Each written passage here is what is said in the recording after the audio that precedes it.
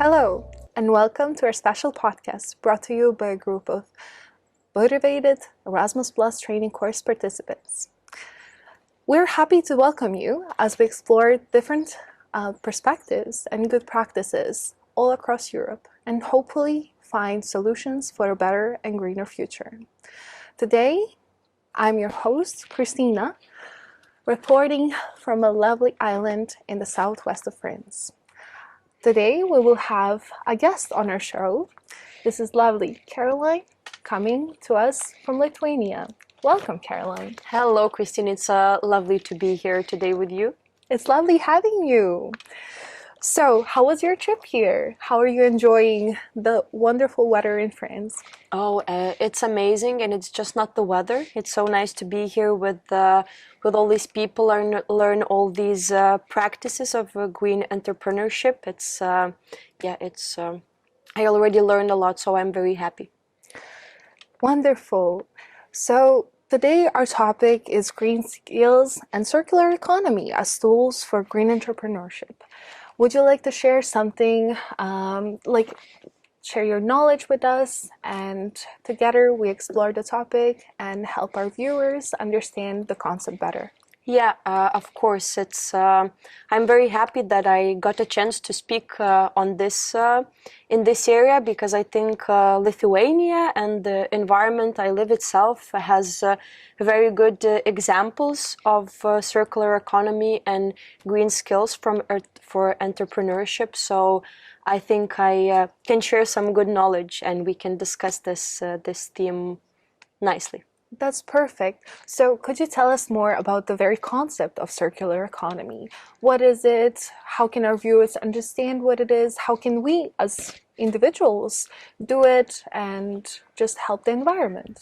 Yeah, so I think in general, circular economy can be described as a model of production where you can reuse, recycle, share, rent the products that maybe can't be used for their original purpose anymore. So it's, for example, instead of wasting some products you can no longer use, you just find another creative way of use it. Maybe you can use all of it. Maybe you just separate the parts and just use the parts for a different kind of products, and you just eliminate the waste from it. And I think we had some practices in the past and also now where the products were on purpose made for a shorter lasting time. I think we had even examples with iPhones that for them to have new updates, you need to buy a newer phone because the older ones, they don't support it. So you have to waste something that maybe could be used again, and it was made on purpose. So we have good and bad examples of it. But I think in general it's about reusing, sharing, and recycling the materials again. Thank you for the definition. So how would you highlight the importance of circular economy in our society? How would it help us in the long run? Yeah, I think circular economy in general has many important perspectives and areas that can be highlighted. Probably one of them is that we already see the shortage of some raw materials in many places in the world, I would say, and it's happening with many different and important materials. And I think in the past 10 years, our usage of the materials we can find in the nature, it went up for I think 10 times. So it's huge, and I don't think the nature and Earth itself can be supporting and giving us so much materials that we need. So here comes the importance of circular economy, because we are using less materials, new materials. We just reuse the ones that we already use. So it's in this way, it's a very good thing. And also materials cost money, so here we can also enter the business and money sphere. So for businesses, it's sometimes not the sustainable part is important because circular economy is very important for sustainability. You know, it's like we eliminate the waste and we know how much pollution waste causes us. So, but when we are talking about entrepreneurship and business, the word money always comes there. So if we want to, going to be my next question. And it's because usually the big concern is money. Will this make me profit? So how would this profit the businesses and the economy? Is there a possibility to make profit in this field?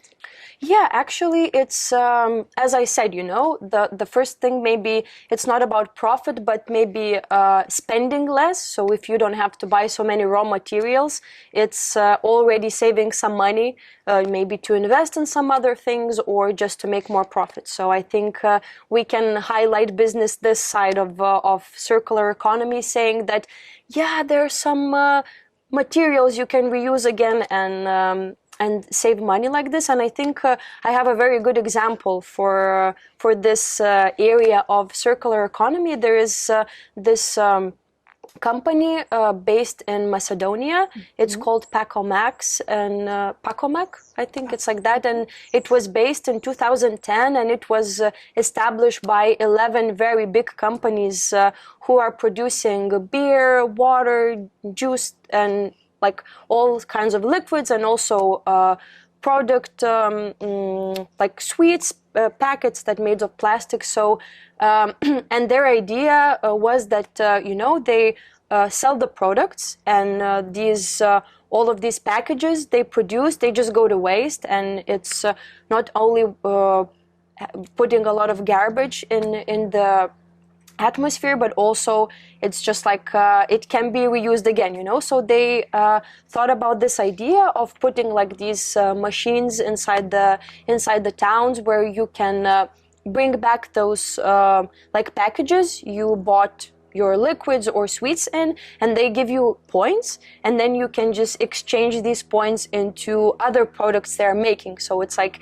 they are making people more motivated to recycle, to waste less, and because of course there are so many amazing people in the world who want to, I don't know, recycle and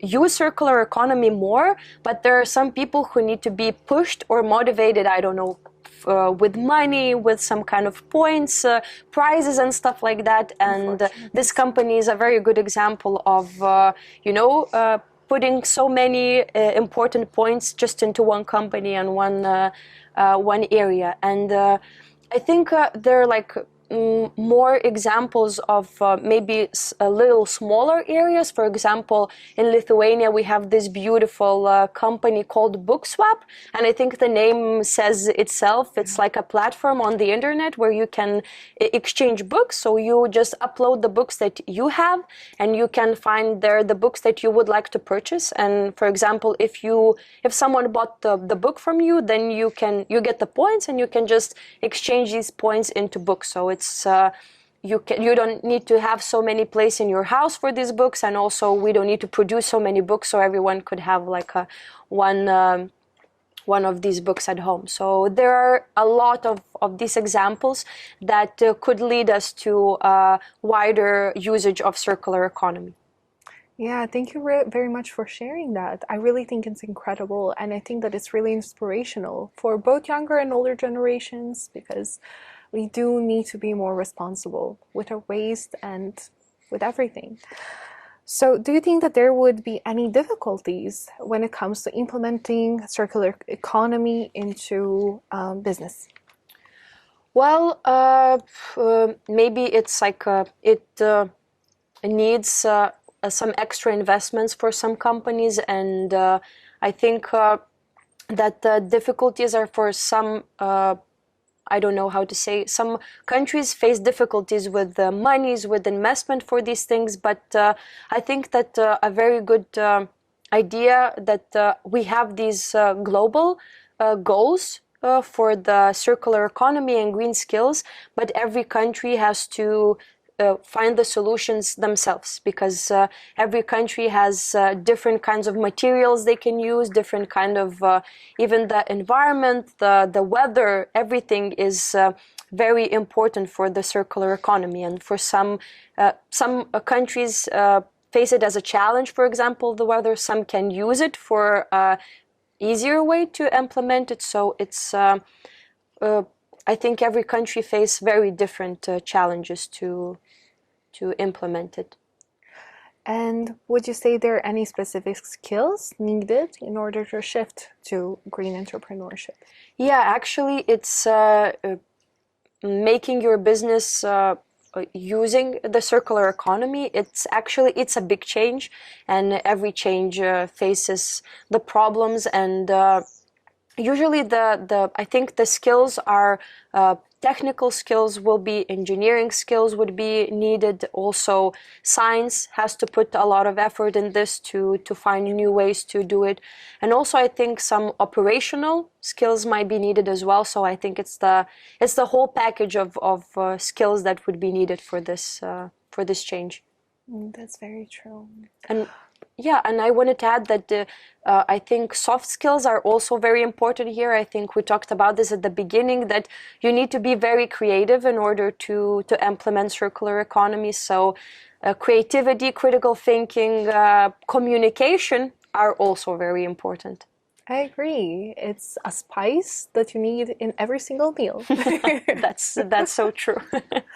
Very true. I was actually, during the past week, I had an honor to hear more from Caroline and to hear about good practices in Lithuania. And it's actually really inspirational. It's how green the country is. Do you want to share any more, let's say, examples from Lithuania with our viewers? Actually, it's maybe it's also nice not to just look at the companies and the businesses, but also maybe to the ordinary people. I would say in Lithuania, it's very common for that older generations, actually, even they don't know that themselves, probably they have very good skills of the circular economy. And then because it's when you don't have much, then you have to be creative of how to reuse things. Or if you need some kind of I don't know, a material or a product, sometimes you have to make it yourself out of the things that you already got. So my family, especially my grandparents, is a very good example for how to reuse things and also be creative with the food, with the packages, with everything. So I think that in general, people of Lithuania can be a very good example for ordinary people, for us, not as companies, but as people, as a good example how to reuse, recycle, and share things with each other. Thank you very much for sharing. Is there anything on top of what we previously discussed that you would like to add?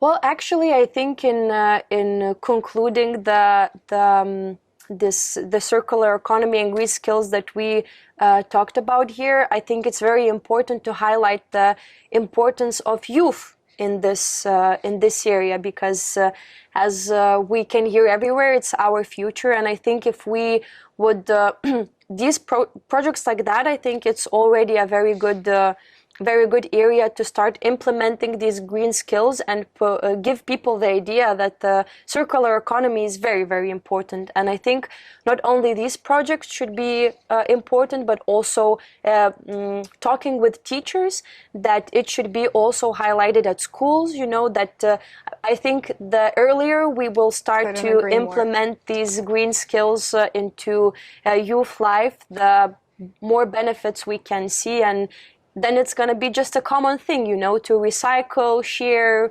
and implement circular using in our lives. I couldn't agree more. I really believe that educational system plays a crucial role in solving the environmental crisis. And hopefully other people start realizing the importance of circular economy, not just the people, the governments. And just we all collectively take more accountability and more responsibility And with each day, we have more sustainable and green companies. Yeah, I couldn't agree more with you. I think it was a very nice conclusion of everything we just talked about. Likewise, thank you for all the input. I really hope that our viewers and listeners were able to gather important information and get the value from this interview. Thank you for your time. Thank you, Christine. It was a pleasure. Likewise.